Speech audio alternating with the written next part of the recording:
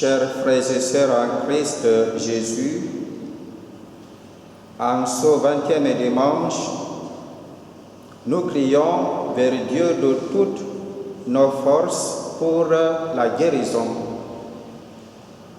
Comme la femme cananéenne, c'est l'expression, la profession profonde de notre foi devant Dieu qui est juste et droit. Le prophète Isaïe nous invite à pratiquer la justice, vivre dans l'amour et persévérer dans la prière devant Dieu. Et dans l'évangile selon saint Matthieu que nous venons d'écouter, nous communions à la foi d'une femme cananéenne qui supplie Jésus de délivrer sa fille d'un démon. Elle insiste: « Prends pitié de moi, Seigneur, fils de David. Ma fille est tourmentée par un démon. » Matthieu 15, verset 22. D'origine païenne, elle a certainement entendu parler des bonnes œuvres de Jésus au bonheur de l'être humain. Une foi profonde s'est déclenchée en elle. Je vais crier devant le Seigneur Jésus et demander la guérison pour mon enfant. Mais Jésus ne lui répond rien. Un silence profond s'offre. En plus, les disciples de Jésus veulent bloquer le chemin et ils capitulent devant Jésus. « Renvoie-la », ces cris nous dérangent. Au moment où elle s'approche de Jésus, elle rend hommage et crie plus fort: « Seigneur, viens à mon secours !» Au moment où le silence se casse pour un dialogue, la réponse de Jésus est choquante. Il n'est pas bien de prendre le pain des enfants et de le jeter aux petits chiens. De silence au dialogue, du dialogue au choc. Voici les attitudes de Dieu qui nous dérangent. Nous ne les comprenons pas. Mais Jésus veut dire: il faut donner la grâce à quiconque a la disposition intérieure pour l'héberger dans son cœur. Il voit cette disposition dans la femme cananéenne.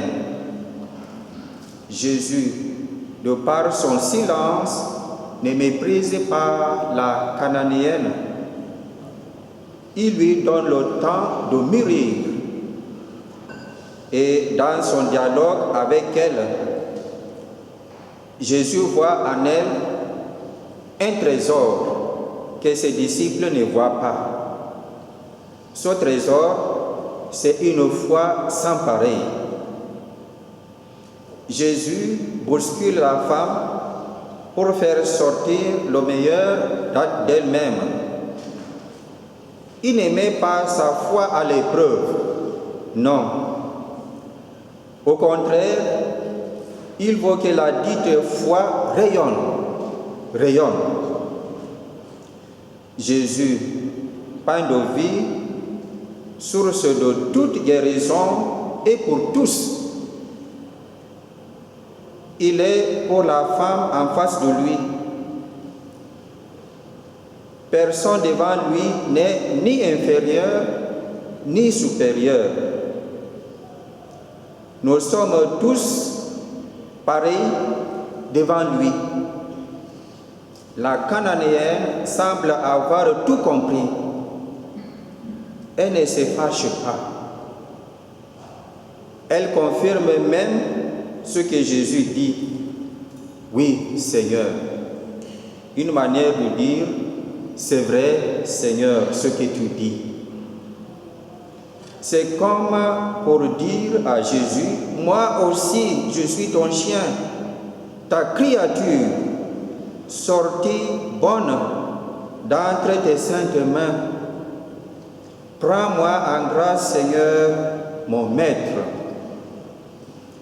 Au nom de ma foi, sauve ma fille et moi-même avec. Elle se bat fort, on dirait, elle se débrouille pour réussir. Elle se débrouille pour réussir. Elle n'accuse pas Dieu comme nous autres. Et le silence de Dieu ne la décourage pas comme nous autres. Je pense que nous sommes allergiques au silence de Dieu. Quant à elle, non. De toute façon, Dieu sait à quel moment nous prodiguer sa grâce. Toutefois, il est prêt à bousculer notre foi, on dirait faire couler en nous une petite sueur. Lorsque nous avons obtenu une faveur après un engagement décisif, nous sommes à mesure d'entretenir la grâce reçue de Dieu. Le cri de la Cananéenne résume le poids de notre existence. Oui, nous avons nos cris devant Dieu au quotidien afin de chercher son secours et sa protection. Devant Dieu, en quête d'une faveur quelconque, nous n'avons pas à réclamer un droit. Nous n'avons pas à nous plaindre. Malgré les épreuves de notre vie, donnons toujours raison à Dieu. Donnons toujours raison à Dieu. Faisons-lui confiance et espérons que sa sainte volonté s'accomplisse pour notre bien-être. Seigneur, dans ta sainte volonté, sauve-nous. Amen.